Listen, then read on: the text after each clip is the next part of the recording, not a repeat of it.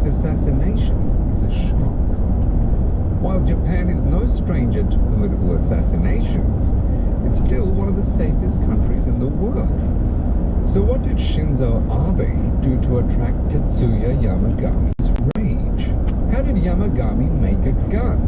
And perhaps more importantly, why did the Japanese public switch from outrage at the assassin to outrage for the assassin? Tetsuya Yamagami tragedies punctuated by poverty. It's 1984. He's 4 years old. His father jumps off a building, killing himself. There's no clear explanation for why his father took his own life, and it shatters the family. Up until this point, they'd been relatively running their own construction business in Western Japan, but now they have to go and live with Tetsuya's grandfather. At around the same time, Tetsuya's coma, leaving blind in one eye. The double tragedy puts an unbearable strain on the young family, and their mother struggles. She joins the South Korea-based Family Federation of World Peace and Unification. It's more commonly known as the Unification Church, or the Mudgees. It's a messianic sect that mainstream Christians don't consider to be Christianity, though the group does believe in Jesus as the Son of God. The church claims to have 3 million followers worldwide, but other estimates put the number much lower. It was formed by a man called Sun Myung Moon, which is where the Moonies nickname comes from. You might have seen videos of mass Moonie weddings, where hundreds of couples gathered in stadiums to tie the knot, but we'll have to get back to that later. While Tetsuya's mother becomes more and more entrenched in this cultish religion, her 3 children are neglected. Tetsuya's relatives and neighbors later tell Japanese media that the brothers would frequently call asking for food because they hadn't eaten in days, and their mother hadn't been home in weeks. An uncle helps them cover costs for a few years, sending money and canned food when they fall short. But it's not just time and attention that the Unification Church demands from Tetsuya's mother, it wants her money too. And so she starts donating everything they have to the church. Even while their uncle contributes his own money to take care of his niece and nephews, their mother starts pressuring him to donate to the church as well. It gets so bad that one he throws a cup of tea at her in anger. Tetsuya's grandfather gets fed up, blaming her for their poverty. The family is destitute. In 1994, a third tragedy strikes. Tetsuya's grandfather passes away, and he loses the only stable parental figure left in his life. Tetsuya's mother inherits land and money. Finally, they can live comfortably. But no, once again, she donates it all to the church. Tetsuya is a bright student. He goes to an elite high school with a promising take-up rate for higher education. On paper, his future prospects look good. He completes his exams and goes to Norfolk College, but he discovers that his mother has donated all the money set aside for his education to, you guessed it, the church. It's the same story over and over again. In 400 meters, turn left onto Edward Street, B81. Tetsuya's mother gives the money to the church, and suddenly it broke again. Tetsuya's dreams are crushed. He despairs of his wasted potential. His brother is even worse, still struggling with lymphoma. Despite this, their mother can't stop giving their money away. Turn left onto Edward Street, B81. It's 2002 when she files for bankruptcy. Tetsuya is 20 years old. He joins the Japanese... Continue on B81 for 800 meters. He's discharged after just 3 years for trying to take his own life. He later claimed that he wanted his siblings to get his life insurance money and use it to finally escape poverty. Perhaps her son's suffering served as a wake-up. But around this time, Tetsuya's mother manages to stay away from the church for about 8 years. But then, in 2015, yet another blow for the family. In 400 meters, turn left onto Hill Street, Mitchell Highway. His lymphoma required long-term care and just didn't have the money to continue treatment. At his funeral, Tetsuya breaks down. He asked the life insurance payout from her husband's death, the inheritance from her father, Tetsuya's college fund, his brother's medical care, all of it sacrificed at the altar of Sun Myung. Moon was born in 1920 into a traditional Presbyterian family. But around the time of his 15th birthday, he had a divine calling to establish his own kingdom of God on earth. The old "I've been chosen by God" situation. During the heightened politics of the Cold War, Moon was passionately anti-communist and particularly anti-China, which made his church a useful tool for the US-aligned government in South Korea. Meanwhile, in Japan, the Unification Church became deeply embedded with the Conservative Party, the same party Abe was a part of, the Japanese Liberal Democratic Party. So how did Sun Myung Moon's influential church convince people like Tetsuya's mother to give away their life savings? From very early on, Moon saw himself as the new Messiah, promising to purge human bloodlines of the evil within them.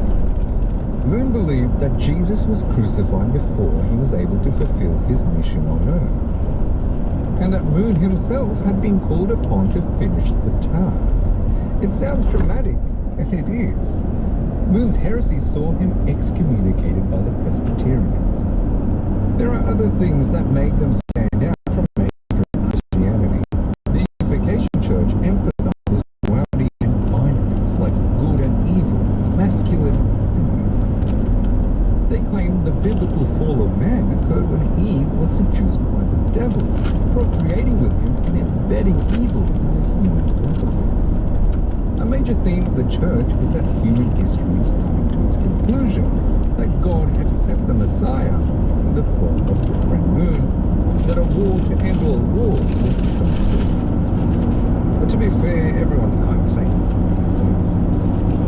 According to the church, they're fighting to rid the world of evil and usher in a new, sinless human race. And how do they plan to do this? Hold on. This is where it gets weird. Oh, weird. Mass wedding ceremonies. Moon or a church authority would match up thousands of men and women, creating unions they believe will lead to a pure bloodline, free of evil. They then marry their matters en masse in large public spaces. A noble cause, ridding humanity of evil. Unlike his mother, Tetsuya wasn't fooled. He called the church a predatory South Korean religious cult. Which brings us back to that day in Japan's night. Tetsuya positions himself behind Shinzo Abe, who's getting ready to make his speech. In Tetsuya's hand is a gun, that he's using himself. It's not much to learn. He's duct taped what's seen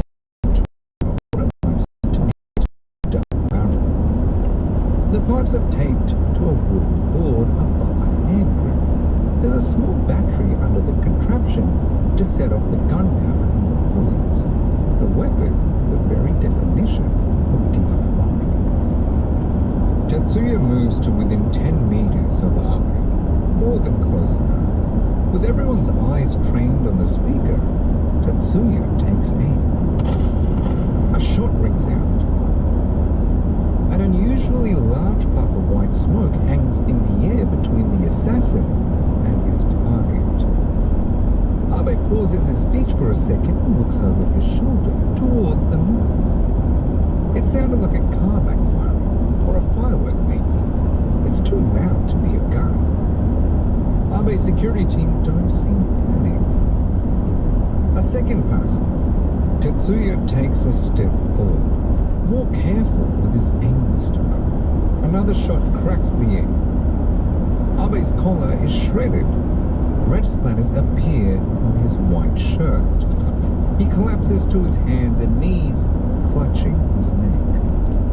Tetsuya drops his homemade gun and accepts his fate. Men in suits tackle him to the ground.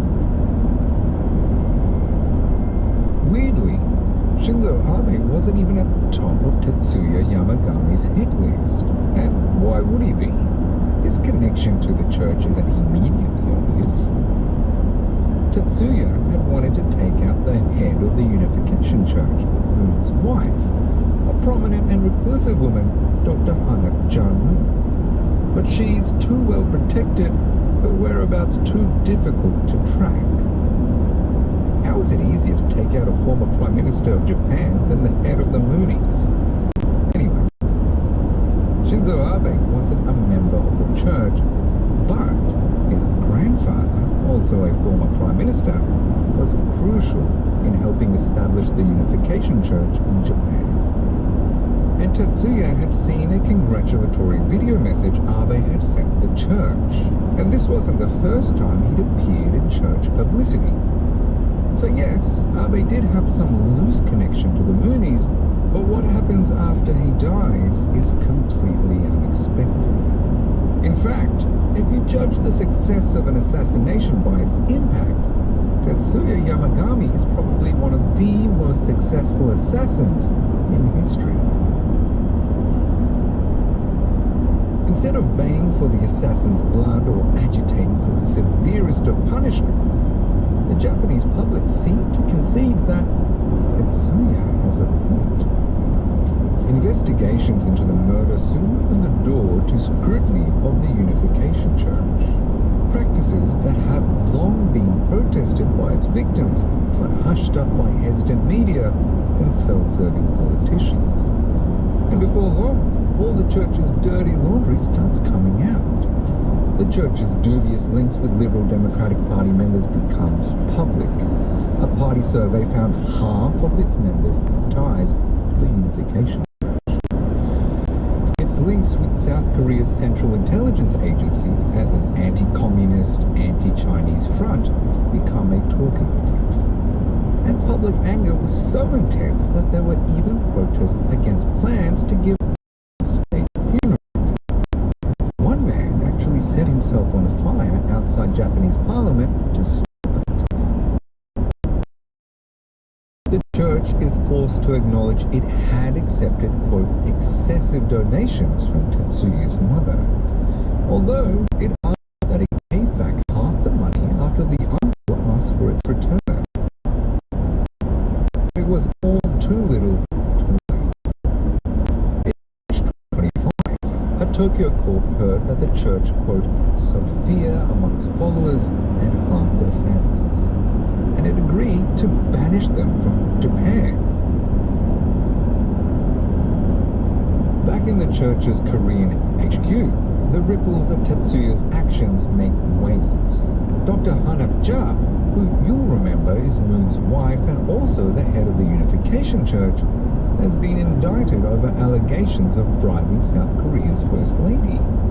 The church's shadowy network of influence stands exposed.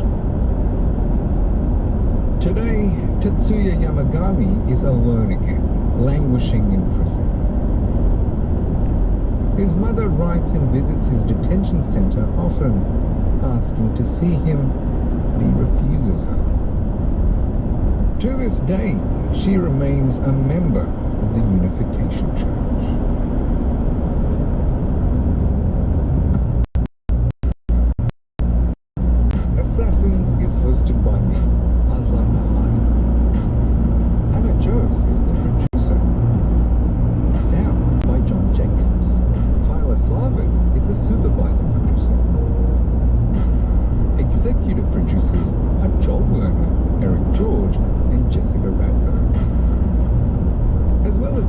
to Assassins, you can watch full episodes of the show on YouTube and Spotify.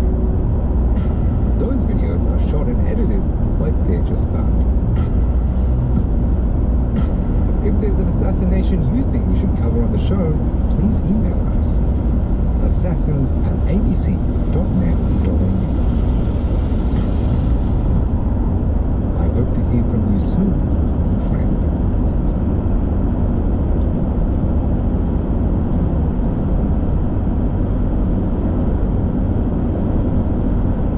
I'm Mark Fidel, and if you're tired of history podcasts that just drag on hours, and you just want something a bit different, well, check out No One Saw It Coming. Each week we hunt for the crucial moments, the inventions, the people, the stuff-ups even, that changed the world that you did not learn about in school. Like, did you know that the treadmill was actually invented as a toy? Kind of tracks, right? Listen now on Radio National and the ABC Listen app. ABC Listen. Podcasts, radio, news, music, and more.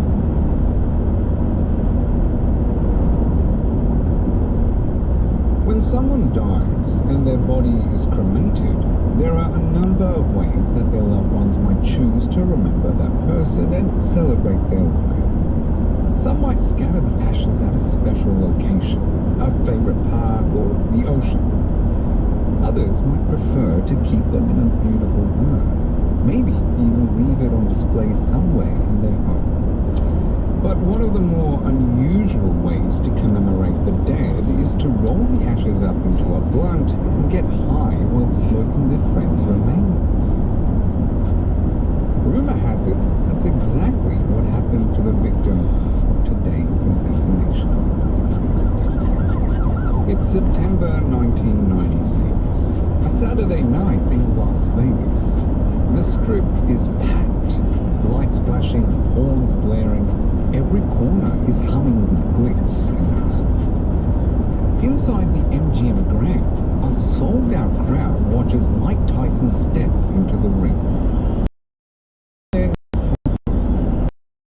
Tank top, jeans, and his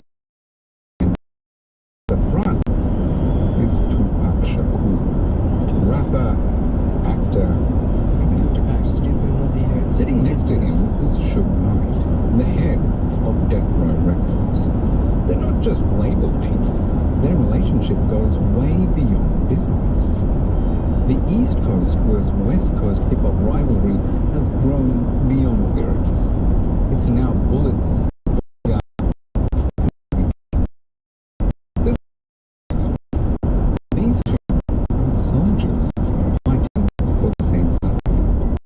The battle raging in the boxing ring that night is less intense than the action on the street. Tyson knocks out his opponent in just 109 seconds. Tupac and Suge are seen celebrating inside, laughing, smiling, and soaking up chaos. Weeks earlier, tried to snatch the death row chain of one of Suge's men. Tupac doesn't hesitate. Goes forward and throws a punch. Anderson goes down. Tupac's crew piles on. Kicking, stomping, it's over in less than a minute. Hotel cameras catch everything.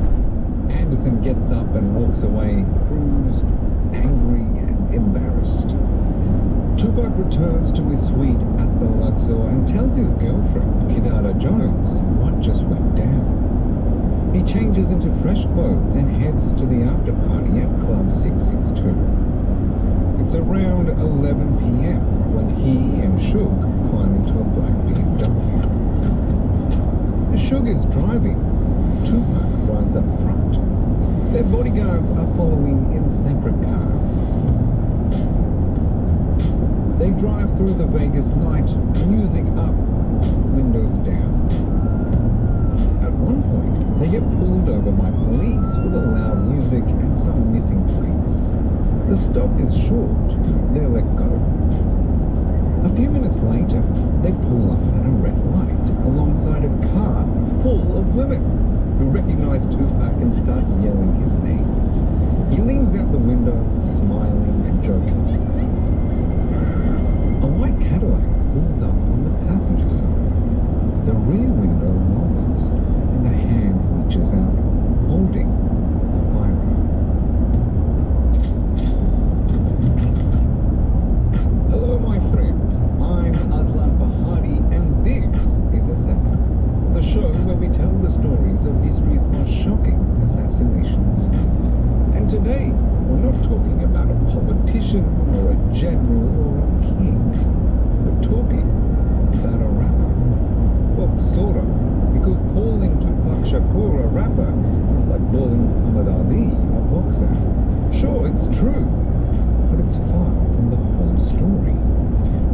was a poet, a performer, and a rapper. He might have only been alive for 25 years, but in that time, he became one of the most recognized voices on the planet. His voice cut through the noise with rage and empathy. His songs weren't just about the streets, they were about systems.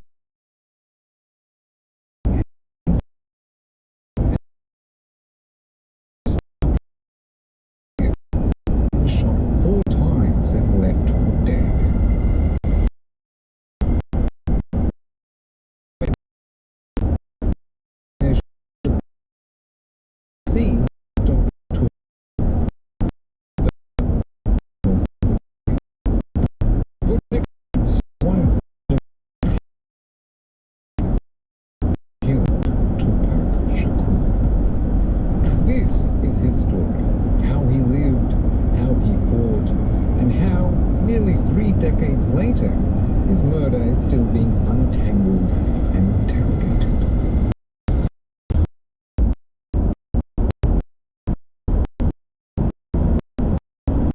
Tupac Amaru Shakur was born in East Harlem in 19. His mother, Benny Shakur, she was pregnant with Tupac while on trial. She defended herself in court and she won. And when her little boy was born, she gave him the name of a revolutionary, Tupac Amaru II, a Peruvian dissident who'd led a rebellion against the Spanish and was executed for it. Tupac's childhood was shaped by activism, stability, and government surveillance. The FBI kept a file on him. Went underground after being indicted for robbery and murder. His godfather, Geronimo Pratt, served time for a crime he didn't commit. Throughout his childhood, Tupac moved on. First Baltimore, where he studied acting and ballet at the School for the Arts. He read Shakespeare, he wrote poetry, he was charismatic, angry, brilliant, and broke.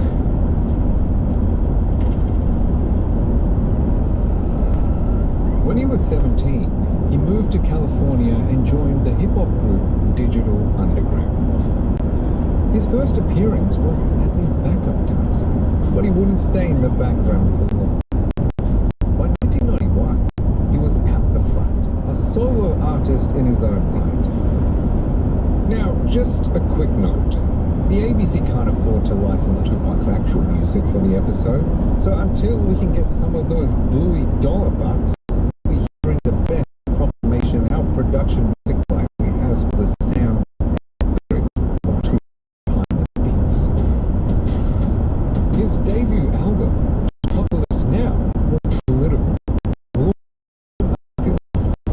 Songs like Render's Got a Baby and Trapped tackled issues familiar to Tupac and his audience: teen pregnancy, police brutality, and institutional racism. Vice President Dan Quayle called the album a danger to society. Tupac loved that. He followed it up with Strictly for My Love and Bride. But so did his problems. Soon he was arrested, he got into fights, he was attacked by the media, embraced by his fans, and feared by the establishment. At the same time, Hollywood came calling. Tupac starred in the films Juice, Poetic Justice, magnetic on screen. Studios wanted more of him, but the streets wanted him too. Tupac's rise to fame was happening at the same time an infamous music feud was starting to ramp up: the East Coast versus West Coast hip-hop rivalry. To understand Tupac's story, you have to understand this rivalry. You see, hip-hop was born in the early 1970s on the streets of the Bronx in New York City. The culture and music that arose from the scene has its origins on the east coast of the USA. This gave many East Coast rappers the sense that their music was superior to that made elsewhere in the US, or around the world for that matter. But throughout the 1980s and early 90s, the West Coast hip-hop scene was thriving on the back of artists like NWA and Dr. Dre. Dre was a co-founder of Death Row Records alongside Suge Knight, and by the early 90s, these West Coast artists were getting fed up with the arrogance of their East Coast counterparts. Sitting at the center of the early 90s East Coast scene was Sean Puff Daddy Combs, founder of Bad Boy Records, which would become home to artists like the notorious B.I.G. For a while, the East and West Coast scenes traded diss tracks, songs that would call out and make fun of or even humiliate their rivals. But soon, the feud spilled over into the real world in a very real way. By the early 1990s, Tupac was famous, but his life was starting to spin out of control. He was watched constantly by his East Coast rivals, by the police, by the media. He knew it. He wore a bulletproof vest to interviews. He said things like, "I might not live to see next week," and people thought he was being dramatic. He wasn't.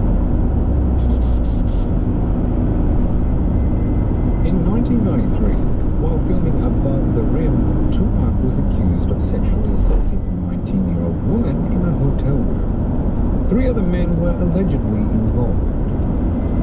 The victim said she was forced to perform oral sex while Tupac watched. Tupac said the encounter was consensual and that he fell asleep before anything happened, though he was charged with weapons possession, sexual abuse, and sodomy. Now, this was only the beginning of the young rapper's troubles. Late one night in November 1994, Tupac arrived at Quad Recording Studios in Manhattan. He was due to appear in court to face those charges the following day, but first, he promised to record a verse for a friend. He walked into the studio lobby with his brother-in-law and one of his closest friends. Some members of an East Coast group associated with the notorious B.I.G. and Bad Boy Records shouted greetings to Tupac. As Tupac and his buddies stepped inside, they were confronted by 3 men with guns who ordered them to get on the ground. Tupac hesitated, and so they shot him 5 times. Once in the head, once in the groin, once in the thigh, and twice in the arm. The men stole $40,000 worth of jewelry and disappeared into the night. It's something of a miracle, but Tupac survived. As he was taken away on a stretcher, Tupac allegedly flipped the bird to the East Coast crew who were present. The next day, ignoring medical advice, Tupac checked himself out of hospital and showed up to court in a wheelchair for the sexual abuse case hearing. He was acquitted of the sodomy and gun charges, but was convicted on 2 counts of first-degree sexual abuse.